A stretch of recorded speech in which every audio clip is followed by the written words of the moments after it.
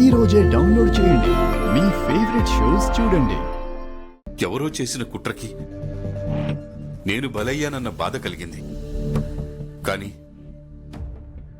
నేనేదో తప్పు చేసినట్లు నాకు బాధ అనిపించలేదు. కానీ అది ఉందే ఆ రోజా,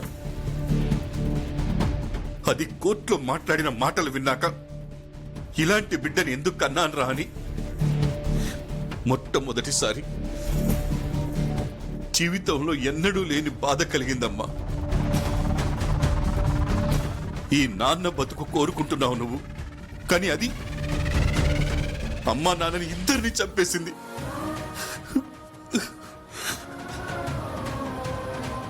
ఈ శవాలకి పెళ్లి రోజులు ఉంటాయా అమ్మా? నాన్న,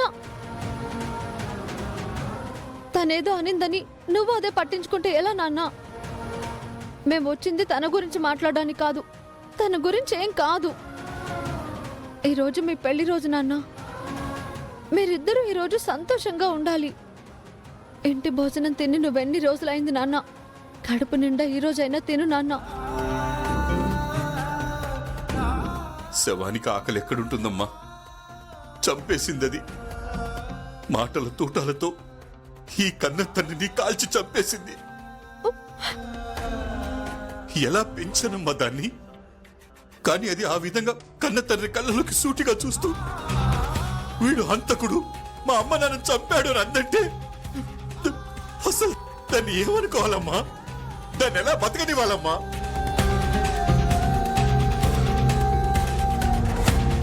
దేవుడు అవకాశం ఇస్తే నేనంటూ ఈ జైలు నుంచి బయటికి వస్తే దాని చావు చూడందే నేను నిద్రపోకూడదు అనుకున్నాను. కానీ అది అన్న మాటలు గుర్తొస్తుంటే గుండె కోసినట్టుగా అనిపిస్తుందమ్మా.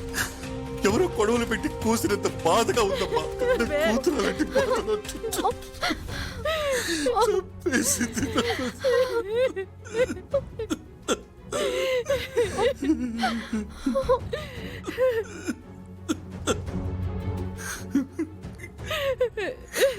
అది చచ్చుంటే చచ్చిందని వదిలేసుండేవాడిని. ఒక్క క్షణం నా కోర్టులో వదిలేసుంటే దాన్ని అక్కడే చంపి కన్నా నా పాపాన్ని కడిగేసుకుని ఉండేవాడిని. కానీ ఆ అవకాశం లేకుండా పోయింది. ఇక్కడికి వచ్చిన దగ్గర నుంచి దాని మాటలే, దాని జ్ఞాపకాలే. ఒక్క నిమిషం కూడా నేను తట్టుకోలేకపోతున్నానమ్మా.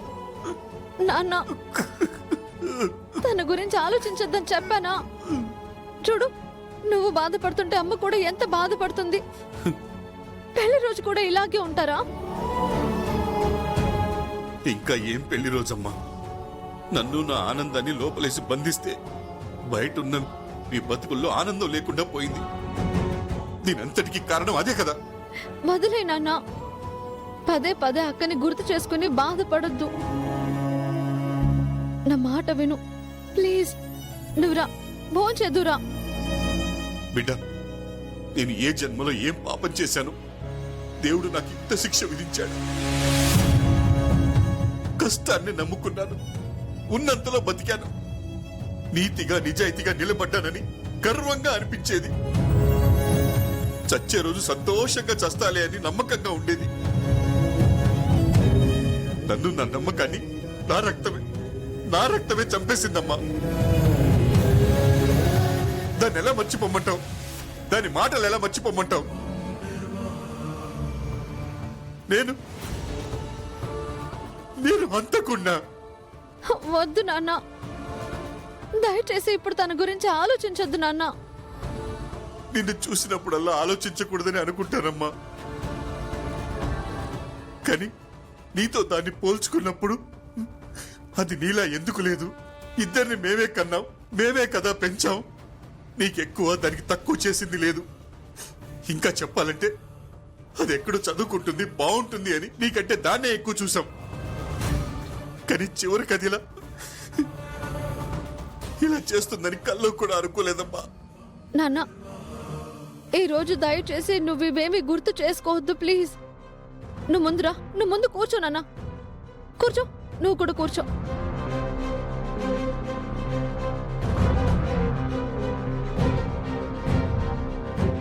జీవితంలో బాధలతో పాటు సంతోషాలు కూడా ఉంటాయి. వాటిని గుర్తు చేసుకో. వాటి గురించి మాట్లాడుకుందాం. చూడండి, ఇవాళ ఇంకేమీ ఆలోచించకుండా కడుపు నిండా అన్నం తినండి.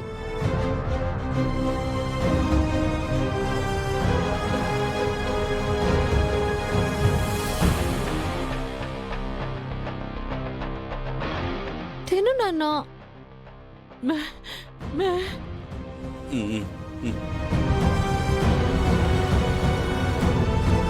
బిడ్డ, అక్కడ ఆఫీసులో మంచినీళ్ళ కొండ ఉంటది, అక్కడి నుంచి కొంచెం మంచినీళ్ళు తీసుకొస్తావా? అలాగే నాన్న, ఇప్పుడే తీసుకొస్తాను. బిడ్డ, హ? నువ్వు జాగ్రత్తగా ఉండు బిడ్డ. ఆ? ఇక్కడే కదా నాన్న, ఇప్పుడే వచ్చేస్తా. ఉమ్.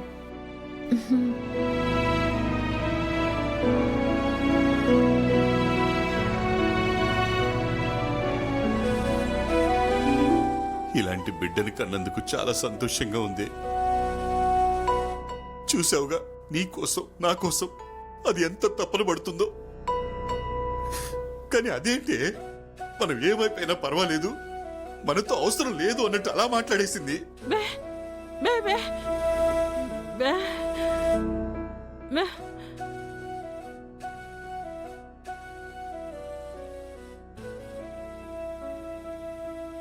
దాని బతుకది బతకడం నేర్చేసుకుంది.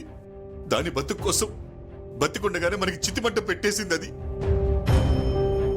కానీ బిడ్డ చామంతి అట్లా కాదే, అమాయకురాలు. నమ్మితే నాలాగా ఊడిగం చేయడం తప్ప దాని గురించి అది ఆలోచించుకోవడం తెలియదు. అక్క చదువు కోసం ఇంతప్పటి నుంచే దాని చదువు వద్దనుకుంది. అన్ని గవర్నమెంట్ స్కూళ్ళలోనే చదువుకుంది. వయసు వచ్చాక మనం బాగుండడం కోసం మనతో పాటు కట్టెలు మోసింది, కాయలు కోసింది, రెక్కలు ముక్కలు చేసుకుంది బిడ్డ. దాని గురించి ఆలోచించాల్సిన అవసరం లేదు. అలా అని ఇంకా ఈ భూమి మీద ఉండాలని నాకైతే ఆశ లేదే.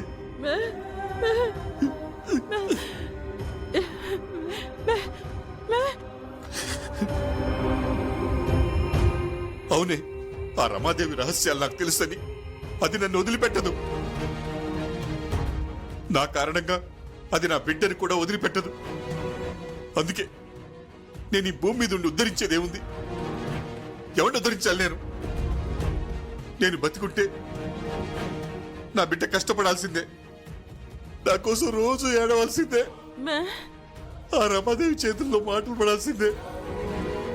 చివరికి ఏదో ఒక రోజు ఆ రాక్షసి నా మీద కోపంతో నా బిడ్డ పానం తీసేసినా తీసేస్తుంది.